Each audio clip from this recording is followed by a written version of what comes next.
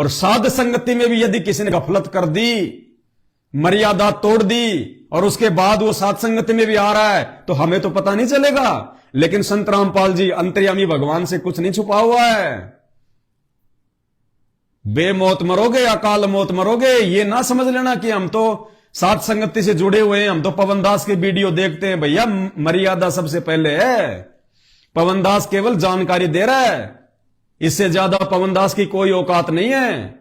मैं खुद मर्यादा में नहीं रहूंगा तो भगवान 2 मिनट में खोपरा खोल देगा, 2 मिनट में।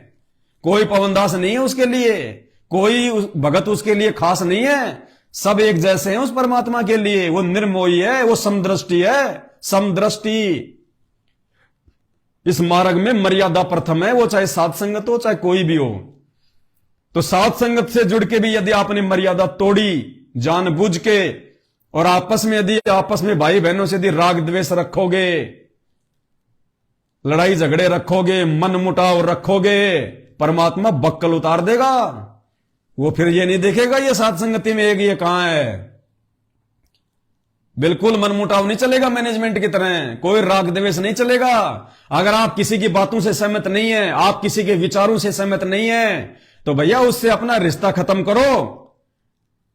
हर किसी के सामने चुगली चाटी करना, ये इस मार्ग में नहीं है। दास को जिससे मतलब नहीं रह जाता, दास अपना उसे संपर्क खत्म कर लेता, नंबर ही खत्म कर देता है। ना जिंदगी में कभी फोन करता, मुझे मतलब ही नहीं। जो आप और हम भाई बहन आपस में जो जुड़े हुए हैं, हमारी रिश्तेदारियां थोड़ी है।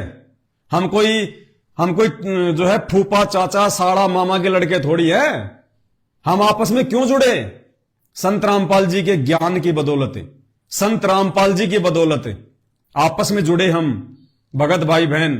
और जो व्यक्ति संत रामपाल जी के ज्ञान में नहीं रहेगा, जो उनकी मर्यादाओं में नहीं रहेगा, जो संत रामपाल जी के वचनों के अनुसार नहीं चलेगा, वो भाई पवनदास का तो कुछ नहीं लगता, कुछ भी। वो चाहे कितना है, चाहे मेरे घुटने के पास में क्यों ना बैठो साध संगति में, वो दास का कुछ नहीं लगता। उसी दिन से रिश्ता समाप्त, जैसे कभी सौपन में भी उसको मैंने कभी देखा ही नहीं हो। भैया ऐसे भक्ति करेंगे तब बात बनेगी। छीना झपटी करने वाले, राग द्वेष रखने वाले, छोटी छोटी बातों पे तू मैं करने वाले, उसने ऐसा कह दिया, उसने मेरे को ऐसा कह दिया, तो कह दिया तो फिर तू क्या है, सहन कर।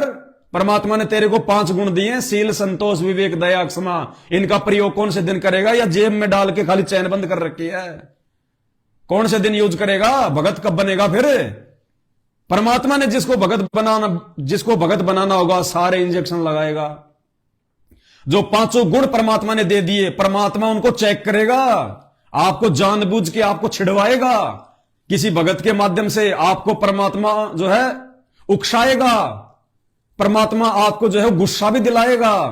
दूसरों के माध्यम से कोई भी ऐसा काम करके, कोई भी ऐसी घटना को अंजाम देके, और उस समय वो परमात्मा जो जानबूझ के आपके लकड़ी कर रहा है, करवा रहा है, वो 5 गुण जो उन्होंने दिए हैं, शील संतोष विवेक दया क्षमा, वो चेक करेगा कि ये गुण इसके अंदर आए कि नहीं आए।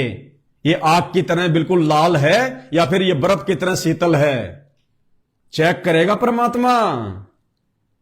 परमात्मा क्या कहते हैं? गरीब कच्चा हीरा किरच हो नहीं सह घनवार, ऐसा ये मन हो रहा लेखा ले रहा करतार।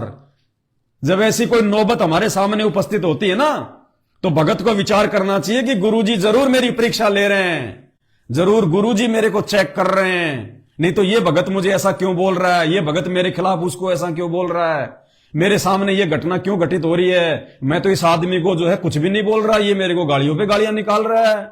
तो परमात्मा चेक करेगा कि बेटा रोज नित्य नियम करता है, आवत गाली एक है उल्टा होए अनेक, कहे कबीर ना उल्टी और है एक की एक।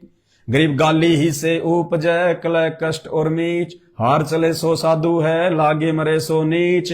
तो गुरुजी देखेगा ये खाली मुंह से तोते की तरह रट्टा लगा रहा है, या अब इसको जो गालियां निकाल रहा है, इसको जो भला बुरा कह रहा है, मेरे बारे में जो भला बुरा कह रहा है, अब मैं ये देखूंगा ये क्या करेगा। रोज तोते की तरह नित्य नियम पढ़ता है, या कुछ अपने दिमाग में भी उन वाणियों को बैठाया कि गुरुजी के क्या आदेश है।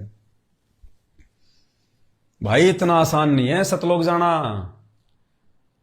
परमात्मा कहते हैं जलाऊं भी तपाऊं भी, अब परमात्मा को तवे पे बैठ के नहीं जलाएगा, आग में नहीं जलाता, गर्म लोहा करके उस पे बैठ के नहीं तपाएगा आपको।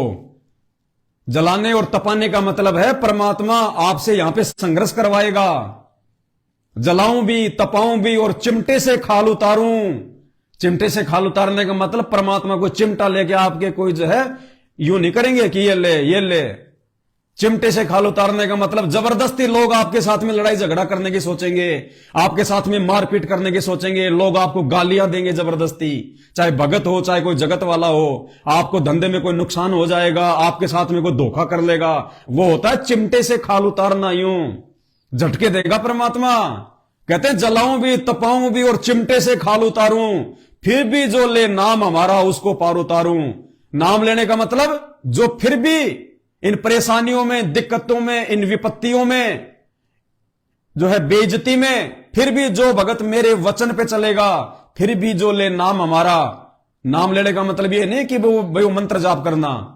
नाम लेने का मतलब फिर भी जो मेरे वचन पे चलेगा, जो उनको उल्टा जवाब नहीं देगा, उनके साथ उल्टा मारपीट नहीं करेगा, धोखे के जवाब बल्कि धोखा देके नहीं देगा, फिर भी जो ले नाम हमारा, जो मेरे वचन में चलेगा, उसको पार उतारूं, उसको सतलोक में बैठाऊंगा।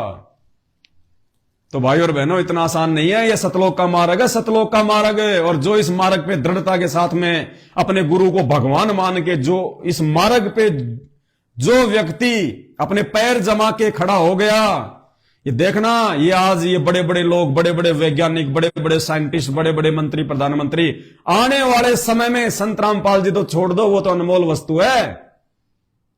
संत रामपाल जी के भक्तों के आगे हाथ जोड़ के कहेंगे, भगत जी सत्साहेब, भगत जी छोटी सी समस्या आ गई, भगत जी ये शंका का समाधान करो ना। यही लोग, जिन लोगों के दर्शन आज आप और हमारे को भी दुर्लभ है एक प्रकार से, हालांकि हमारी इच्छा नहीं है उनके दर्शन करने की, क्योंकि हमें तो परमात्मा ने बता दिया कि बेटा ब्रह्मा विष्णु महेश भी तुम्हारे पैर के नाखून के बराबर में नहीं है, यहां के राजा महाराजा तो क्या है।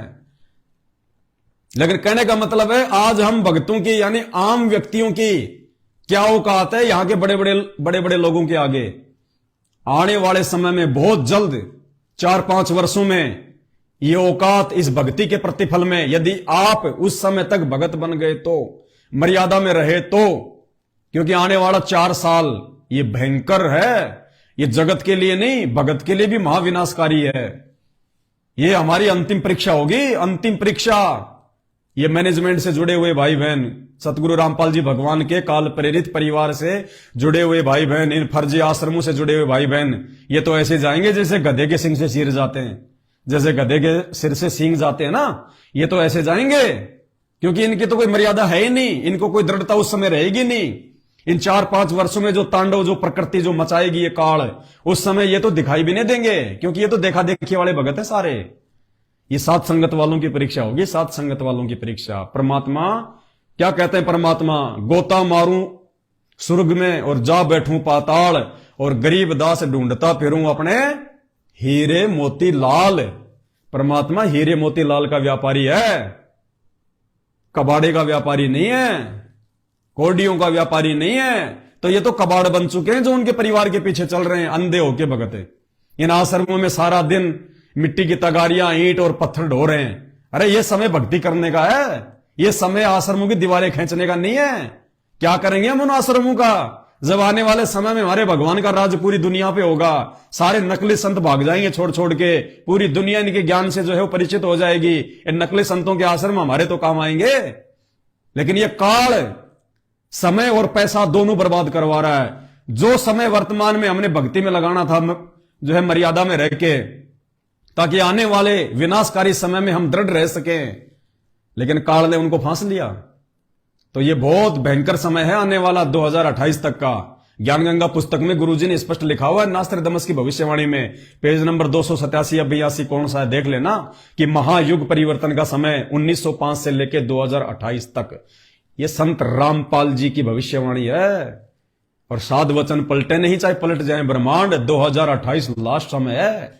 2028 के बाद तो सतयुग के दरवाजे खुल जाएंगे। सतयुग में केवल सतसेवक प्रवेश करेंगे, जितने लोग सतसेवक बन सकते हैं, काल प्रेरित लोग, मर्यादा तोड़ने वाले लोग। धनाना में बैडमिंटन का स्टेडियम बना दिया गया। गुरुजी मोबाइल में गेम तक खेलने के लिए मना करते हैं, और इन्होंने गुरुजी के परिवार ने गुरुजी के नाम से बैडमिंटन बनवा दिया, बैडमिंटन का कोर्ट बनवा दिया। कहां मर्यादा है? किनके पैसों से बन रहा है? संत रामपाल जी का परिवार अपने बाप दादाओं की जमीन बेच के थोड़ी बना रहा है। आप संगत के पैसों से, तो कुपात्रों को पैसा दिया ना तुमने, कुपात्रों ने पैसे का दुरुपयोग किया ना, अब वो तुम्हारे कर्म फोड़ेगा, तुम्हारे कर्म फोड़ेगा वो पैसा। वो बैडमिंटन का स्टेडियम, दुनिया वहां चिड़ी बल्ले खेलेगी और वो कर्म की मार तुम भक्तों के ऊपर पड़ेगी, क्योंकि दुनिया तो नादान है, उनको तो बेचारों को पता ही नहीं संत रामपाल जी के क्या नियम और क्या जो है क्या मर्यादा है। लेकिन संत रामपाल जी के परिवार ने गांव वालों को खुश करने के लिए कि धनाना आश्रम जब तक बढ़े तब तक कोई ऑब्जेक्शन ना करे, गांव वालों के लिए जो है एम्बुलेंस चला दो, गांव वालों के लिए बसें फ्री चला दो, बैडमिंटन का कोर्ट बना दो, ये हुक्के भर पिलाएंगे थोड़े दिनों में, देख लेना तुम। धनाना गांव वालों को संत रामपाल जी के परिवार वाले उक्के भर के पिलाएंगे, तमाकू डाल डाल के, अपने धार्मिक धंधे के लिए, अपने आश्रम बनवाने के लिए। ये काल प्रेरित है, भगत वगत नहीं है, धोखा खा रही है संगत बहुत ज्यादा, ऊपर हाथ करके रोएगी। एक बार वो बैडमिंटन का आपको दिखा देता हूं वीडियो, क्योंकि ज्यादातर लोगों के पास में लोग जानकारियां नहीं पूछने देते।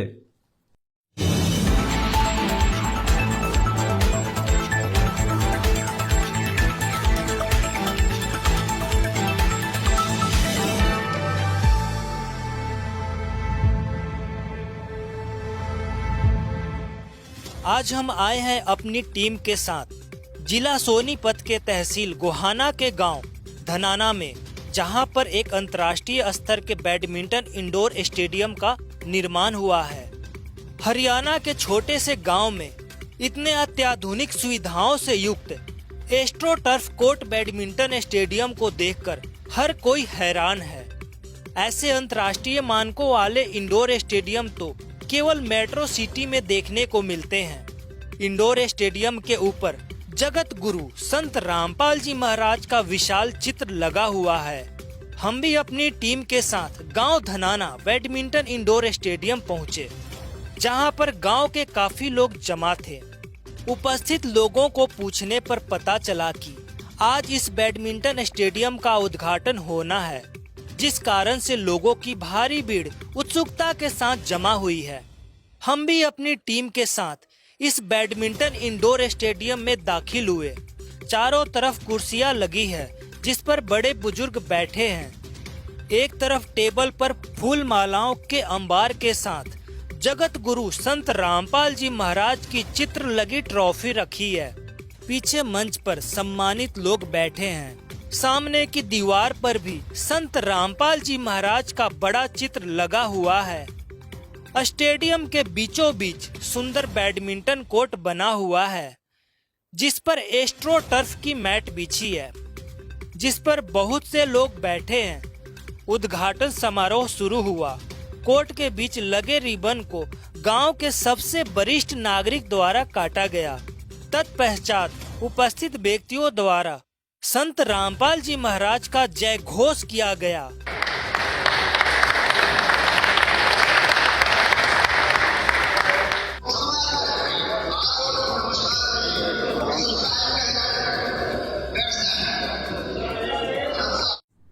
ये मूर्खों वाला काम, जाहिलों वाला काम, बेबुद्धि और मंदबुद्धि वाला काम ये संत रामपाल जी के कलयुगी परिवार ने कर डाला।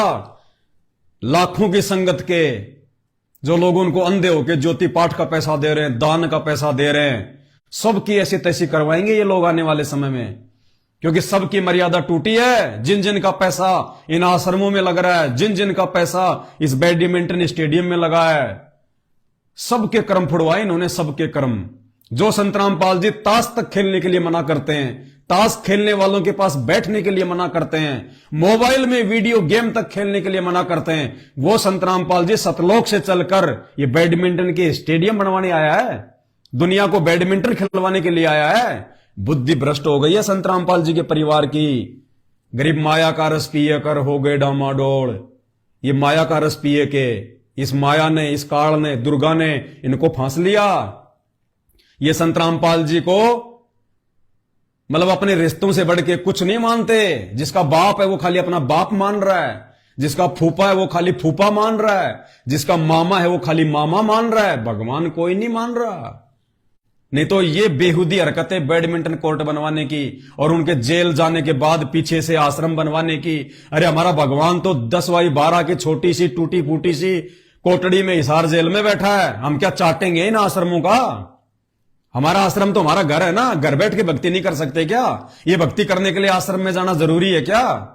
जब संत रामपाल जी आएंगे, और ऐसे नहीं आएंगे, जिनको विश्वास है कि यह परमात्मा है, इस देश के बड़े बड़े नेता आने वाले विनाशकारी समय में देश को जो है बचाने के लिए पैर पकड़ के लेके आएंगे हिसार जेल जाके, घुटने पकड़ के। और मर्जी संत रामपाल जी की आए तो आए, नहीं तो ना आए, मर्जी उनकी।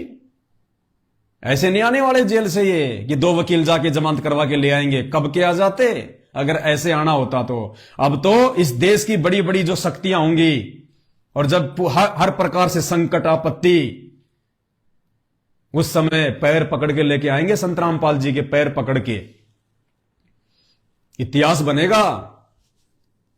तो ये संत रामपाल जी के जाहिल परिवार वालों के पीछे मूर्ख मत बनो, मरोगे बेमौत, मरोगे बेमौत, और मर रहे हो।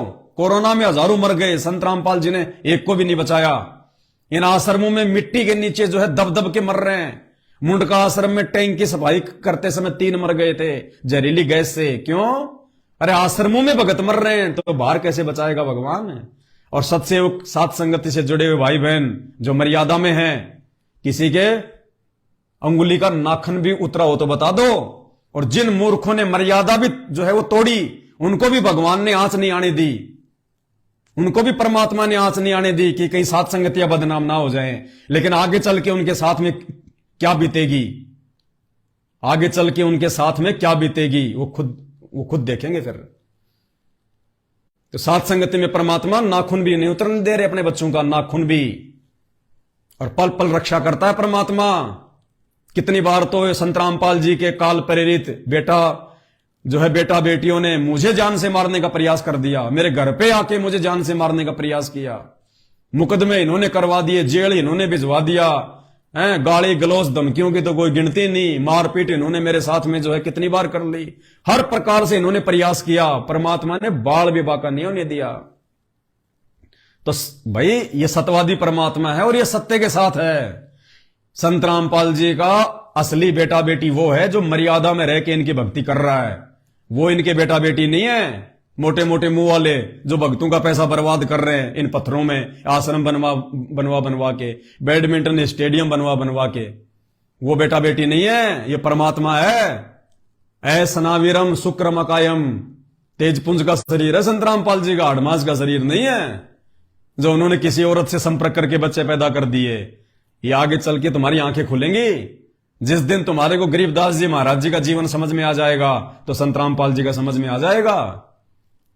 शादी उन्होंने भी की थी लोक दिखावे में, बच्चे उनके भी हुए थे लीला में, लेकिन उन्होंने कोई संपर्क नहीं किया था, दुनिया की नजरों में संपर्क लग रहा था। और जाने के बाद उनके इतिहास बन गए कि ये तो भगवान थे, परमात्मा थे, तेजपुंज का शरीर था। चिता में उनकी अस्थियां नहीं मिली और उसी शरीर में 35 साल तक सहारनपुर में रहे, फिर उसी शरीर में छुड़ानी से शरीर छोड़ने के बाद 35 साल तक। तो वो भी तो एक जाट परिवार में आए थे, धोती कुर्ता पहनते थे, खेतों में काम करते थे, शादी भी की थी, 6 उनके बच्चे भी थे, वो भी तो ज्ञान दिया करते थे, वो भी तो गुरु थे। सेम टू सेम लीला संत रामपाल जी की, वही जाट परिवार, वही कुर्ता पजामा, वही शादी, वही बच्चे, वही गुरु, वही ज्ञान, सेम टू सेम लीला। जो गरीबदास जी के जीवन को समझ गया वो संत रामपाल जी को समझ जाएगा और धोखा नहीं खाएगा। अन्यथा उनके परिवार के पीछे लग के धोखा ही धोखा है, क्योंकि संत रामपाल जी के जो परिवार है साक्षात वो काल का रूप है, काल का रूप है। अगर ज्ञान से समझ जाओगे अच्छी बात है, नहीं तो भैया कमर टूटेगी, साकल टूटेगी, इसमें कोई दो राय नहीं है। तो आज के वीडियो में केवल इतना ही।